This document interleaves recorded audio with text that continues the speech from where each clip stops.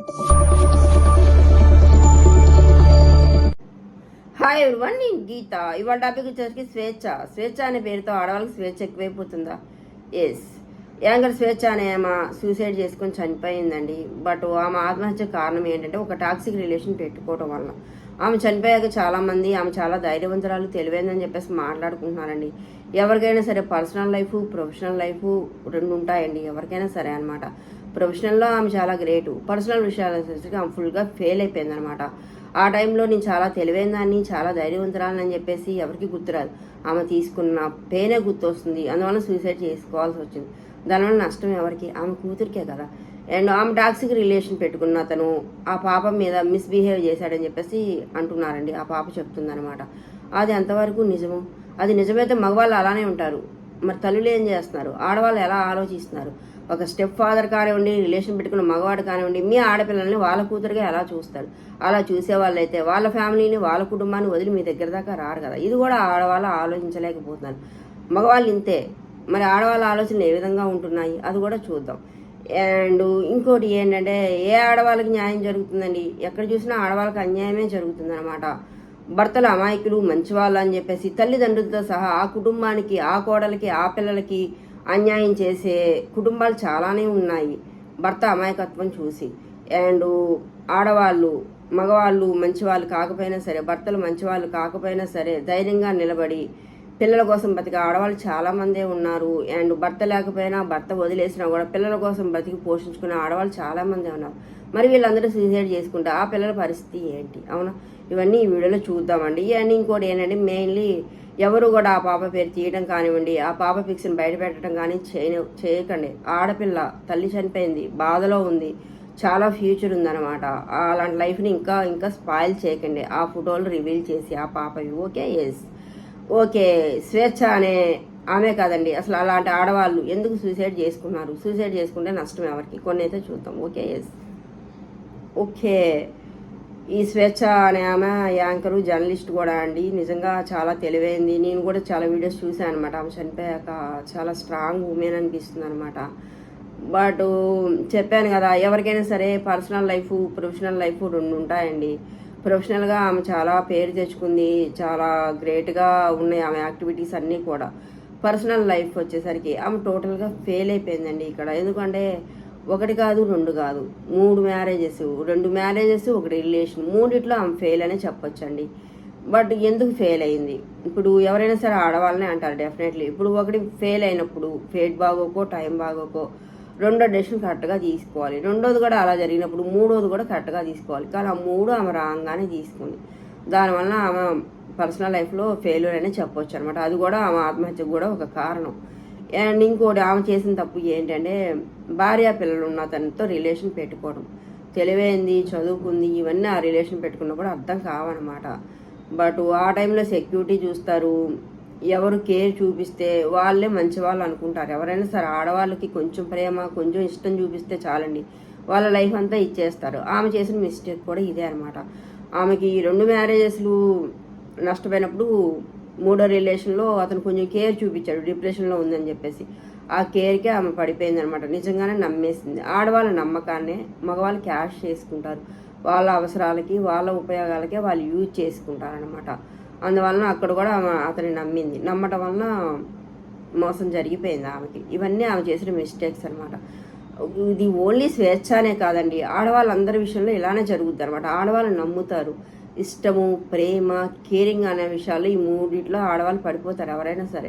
But ఆలోచించుకోవాలి ఇవాళ రేపు, ఎందుకంటే ఎవరు కరెక్ట్గా లేరు. మగవాళ్ళు అలానే ఉంటారండి. ఇది మగవాళ్ళు చెడ్డవాళ్ళని నేను చెప్పట్లేదు, మగవాళ్ళు అంటే ఇలానే ఉంటారు. వాళ్ళ బిహేవియర్ అలానే ఉంటుంది. ఇప్పుడు వాళ్ళ భార్య పిల్లల్ని వదిలేసుకొని మీ దగ్గరకు వచ్చేస్తారా?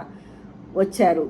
వచ్చినప్పుడు మీరు ఎలా నమ్ముతారు? వాళ్ళ భార్య పిల్లల్నే కాదనుకొని వచ్చినప్పుడు, వాళ్ళ భార్య పిల్లల్నే వదిలేసి వచ్చినప్పుడు మిమ్మల్ని మాత్రం ఎంతకాలం బాగా చూసుకుంటారు? ఎంతో కాలం చూసుకోలేరు కదా. అది కూడా ఏ ఆడవాళ్ళు కూడా ఆలోచించుకోవట్లేదు. కొంచెం ఇవన్నీ మినిమం కామన్ సెన్స్తో ఆలోచించుకుంటే ఆడవాళ్ళ లైఫ్ అనేది బాగుంటుంది. కొంచెం మోసపోకుండా ఉంటారనమాట. బాగా డీప్ అయిపోయి, క్లోజ్ అయిపోయి, నమ్మి ఇలా ఉంటే మాత్రం ఆత్మహత్యల దాకా వెళ్ళిపోతాయి అనమాట, ఏ ఆడవాళ్ళకైనా సరే. ఓకే. ఎస్. అండ్ ఇంకోటి ఏంటంటే టాక్సిక్ రిలేషన్. ఇప్పుడు ఆమెకు తెలుసు ఒక టాక్సిక్లో ఉన్నాను, ఇన్సెక్యూర్డ్గా బ్రతకాలన్నమాట. ఒక టాక్సిక్లో ఉన్నప్పుడు ఎప్పుడు ఏమైపోతుందా, ఎప్పుడు వదిలి వెళ్ళిపోతారా, ఎప్పుడు దూరం వెళ్ళిపోతారా, వాళ్ళకి హ్యాపీనే ఉండదన్నమాట. ఇన్సెక్యూర్డ్గా ఉంటూ ఉంటారండి. ఆ ఇన్సెక్యూర్డ్లో ఉన్నంతకాలం వాళ్ళు అసలు హ్యాపీగా ఉండరు, మనశ్శాంతిగా ఉండరు. కానీ ప్రొఫెషనల్ చేయాలి, ఎవరి పనులు వాళ్ళు ఆగిపోవు, వాళ్ళ పనులు వాళ్ళు ధైర్యంగా ముందుకు వెళ్ళాలి. బట్ ఆ పనులు ఆమె చేసుకుంటేనే ఇన్సెక్యూర్డ్గా ఆమె లైఫ్ని లీడ్ చేసుకుంటూనే వచ్చింది ఇక్కడ అని చెప్పొచ్చు మనం. ఆమెకు జరిగిన అన్నీ చూస్తూ ఉంటాయి అనమాట. ఆ ఇన్సెక్యూరిటీలోనే ఆమె ధైర్యం కోల్పోతూ వచ్చింది ఇక్కడ. Okay, yes. అండ్ ఇంకోటి ఏంటంటే పాప విషయంలో అతను మిస్బిహేవ్ చేశాడు అని చెప్పేసి అంటున్నారు. బట్ అది నిజము కాదు పక్కకు పెడదాం. ఓకే, మనం తెలియకుండా ఎవరు ఏవి మాట్లాడకూడదు, ఎవరి మీద ఎలిగేషన్ చేయకూడదు. బట్ ఒక 13 సంవత్సరాల పాప, మెచ్యూర్డ్ అయిన పాప, 12 సంవత్సరాలు, 11 ఏళ్ళు, అసలు ఇవాళ రేపు 9 సంవత్సరాల నుంచి పిల్లలకి అన్నీ తెలిసిపోతున్నాయి అనమాట.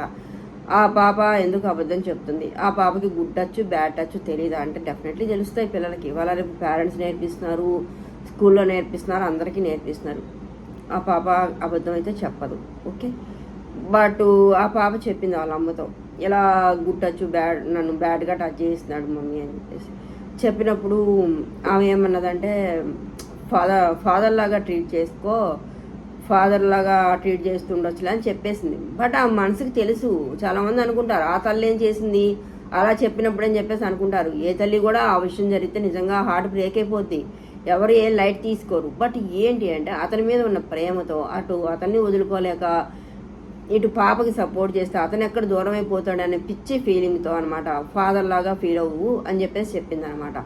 అందువలన ఆ పాప ఏం చేయలేకపోయింది. బట్ ఆమెకు తెలియదని ఎవరైతే అనుకోవద్దండి. ఆ పాప చెప్పింది అబద్ధం కాదని ఆమెకు తెలుసు, డెఫినెట్లీ అది నిజమై ఉంటుంది. అది కూడా ఆమెకు తెలుసు. తెలిసినా కూడా అతను వదులుకోలేకపోయిందంటే ఆమె అతనికి దూరంగా ఉండలేకపోయింది, ఆ ఎడిక్షన్లో ఉండిపోయింది అనమాట. అంతేగాని ఆ పాప మాటలు ఆమె పట్టించుకోలేక ఏమీ కాదు ఇక్కడ. ఓకే, అండ్ ఇంకోటి ఏంటంటే వాళ్ళ గ్రాండ్ పేరెంట్స్కి చెప్పొచ్చు కదా, వాళ్ళ మదర్ పట్టించుకోలేకపోతే అని చెప్పేసి అంటున్నారు అనమాట.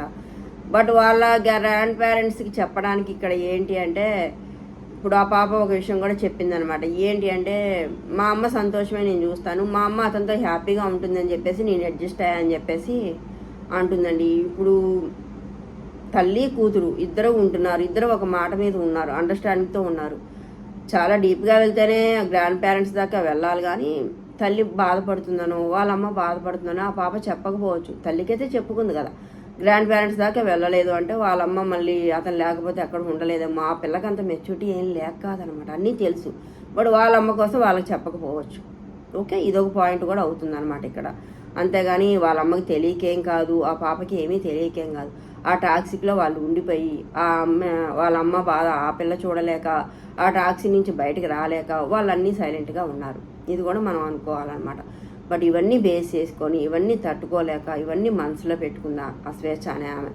అండ్ ఇంకోటి ఏంటంటే పెళ్ళి, నిజంగా మ్యారేజ్ అయిన వాళ్ళు పెళ్ళి ఎందుకు చేసుకుంటారండి? చేసుకోరు కదా.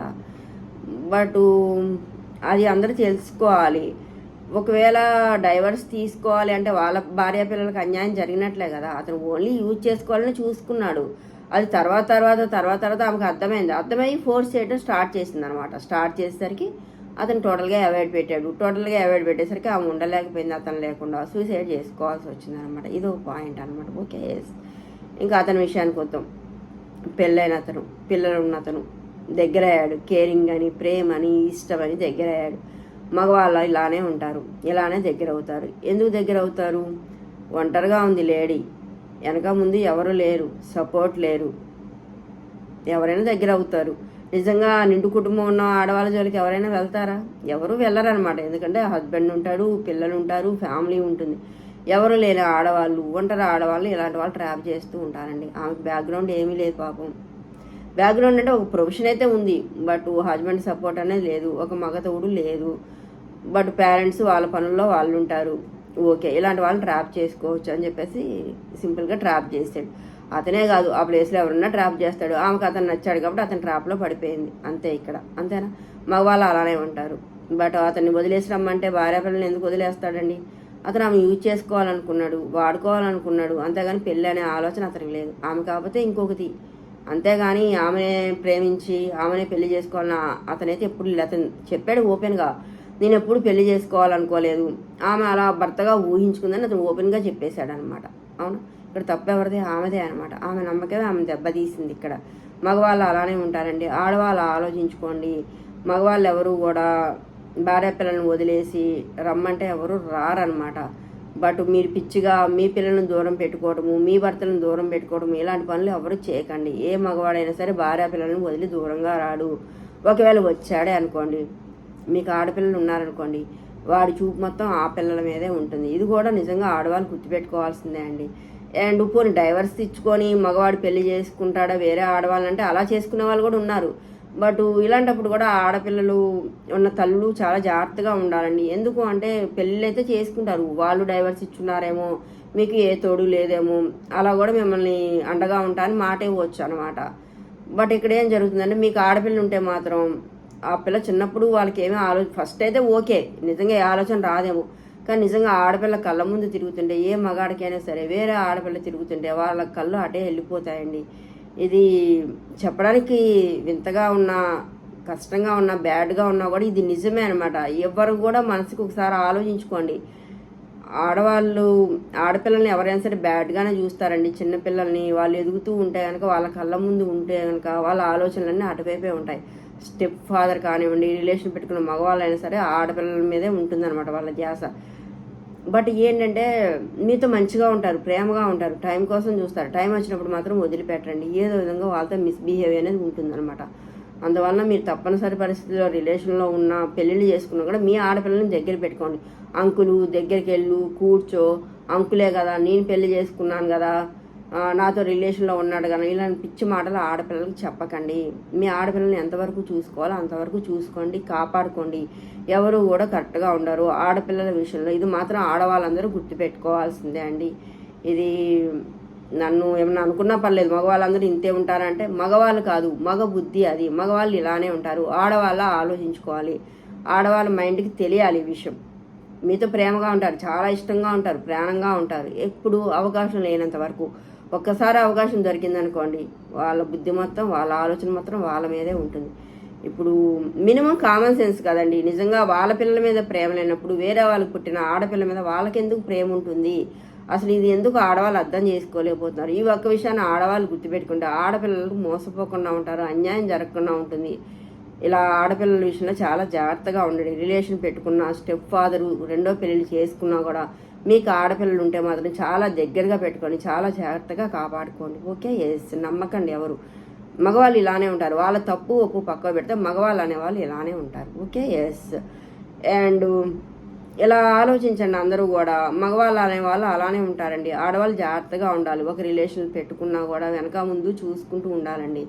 అండ్ ఇంకోటి ఏంటంటే ఆత్మహత్య ఎందుకు చేసుకుంటున్నారండి? చేసుకుంటే ఇప్పుడు ఒక తల్లి ఉన్నప్పుడే ఒక అతను రిలేషన్లో పెట్టుకున్న అతనే ఆ పాప మీద మిస్బిహేవ్ చేశాడే, నిజంగా ఆ తల్లి లేకపోతే ఆడపిల్లని ఎవరు ఎంతవరకు చూసుకుంటారు?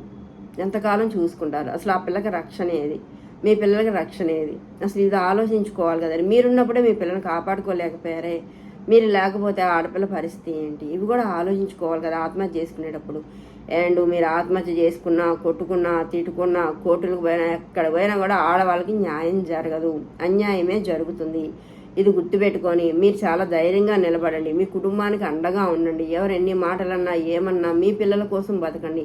మీ ఫ్యామిలీని మీరు నిలబెట్టుకోండి. అన్యాయాలు జరుగుతాయి, కుటుంబంలోనే అన్యాయాలు చేస్తారు, బయట వాళ్ళు కూడా కాదనమాట. బట్ అయినా సరే పిల్లల కోసం నిలబడండి.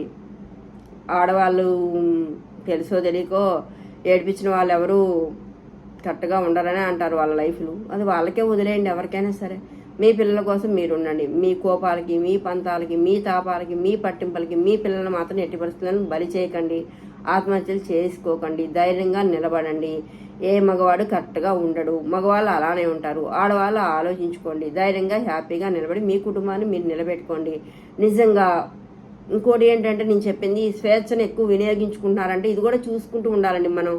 నిజంగా భర్తలు కానివ్వండి, ఫ్యామిలీ కానివ్వండి, తల్లిదండ్రులు కానివ్వండి, ఆడపిల్లకి వాళ్ళ స్వేచ్ఛ అని ఎక్కువ ఇస్తున్నారు. వాళ్ళు అంత ఇచ్చినప్పుడు ఆ స్వేచ్ఛ భార్యలు ఎంతవరకు తీసుకుంటున్నారు? మిమ్మల్ని ఏమైనా బట్టలు ఇప్పుకొని బయట తిరగమంటున్నారా? లేకపోతే ఆ స్వేచ్ఛ మీకు ఎంతవరకు ఇస్తున్నారు?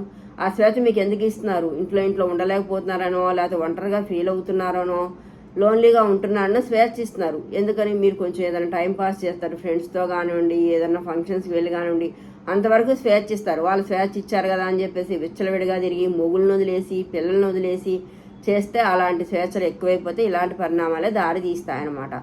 బట్ భర్తలు స్వేచ్ఛ ఇచ్చారు అంటే అది ఎందుకు ఇస్తున్నారు? మీరు ఏదైనా జాబ్ చేశారనుకోండి, సంపాదించి మీరు ఏదైనా ఇన్కమ్ గెయిన్ చేశారనుకోండి, సంపాదించి కుటుంబానికి అండగా ఉంటారని మీకు స్వేచ్ఛ ఇస్తున్నారు. దాన్ని అంతవరకు మీరు యూజ్ చేసుకోండి, అంతేగాని దాన్ని మిస్యూజ్ చేసుకుంటే పరిణామాలు ఇలానే ఉంటాయన్నమాట. తల్లిదండ్రులు ఇచ్చిన స్వేచ్ఛ కూడా అంతే. ఆడపిల్లలకి చదువుతున్నారు, చదివిస్తున్నారు, బాగా స్వేచ్ఛ ఇచ్చారు అని చెప్పేసి ఎక్కడో చోట తిరిగేసి తప్పుడు పనులు చేస్తే ఏ తల్లిదండ్రులు కూడా సహించరు అనమాట. దానివల్ల మీ జీవితాలను నాశనం అయిపోతాయి. ఆడవాళ్ళకి స్వేచ్ఛ అనేది ఎంతవరకు ఉండాలి, ఎంతవరకు తీసుకోవాలో తెలుసుకుంటే కనుక ఆడవాళ్ళు కూడా చాలా హ్యాపీగా ఉంటారండి. బట్ ఫైనల్గా నేను చెప్పేది ఏంటంటే ఆడవాళ్ళు ధైర్యంగా ఉండండి, స్ట్రాంగ్గా ఉండండి. మగవాళ్ళు ఎక్కడైనా సరే ఇలానే ఉంటారండి. బట్ ఒక టాక్సిక్ అన్నప్పుడు మీరు తట్టుకొని నిలబడి ఎంత కష్టమైనా సరే దాంట్లోంచి బయటకు రావడానికి ట్రై చేయండి. కంపల్సరీ వస్తారనమాట. అప్పుడు మీ లైఫ్ అనేది బాగుంటుంది. ముఖ్యంగా చెప్పేది ఏంటంటే రిలేషన్లో పెట్టుకున్న ఆడవాళ్ళు కానివ్వండి, అండ్ రెండో పెళ్లి చేసుకున్న ఆడవాళ్ళు కానివ్వండి, మీకు ఆడపిల్లలు ఉంటే కనుక ఆడపిల్లల్ని అంకులని వాళ్ళ దగ్గరికి పంపించడం, వాళ్ళ దగ్గర కూర్చోబెట్టడం ఇలాంటివన్నీ ఎట్టి పరిస్థితుల్లో అసలు ఎవ్వరు చేయకండి. అండ్ మీ పిల్లల కోసం బతకండి, మీ ఫ్యామిలీ కోసం బతకండి. నిజంగా ఒక ఫ్యామిలీ చూసుకున్న ఆడది ఎవరు కూడా ఆత్మహత్య జోలికి వెళ్ళదనమాట. మీ కుటుంబాన్ని ఆలోచించేటట్లయితే ఇవన్నీ ఫాలో అవ్వండి. Okay, yes. వీడియో నచ్చినట్లయితే లైక్ చేయండి, షేర్ చేయండి, సబ్స్క్రైబ్ చేయండి. Thank you.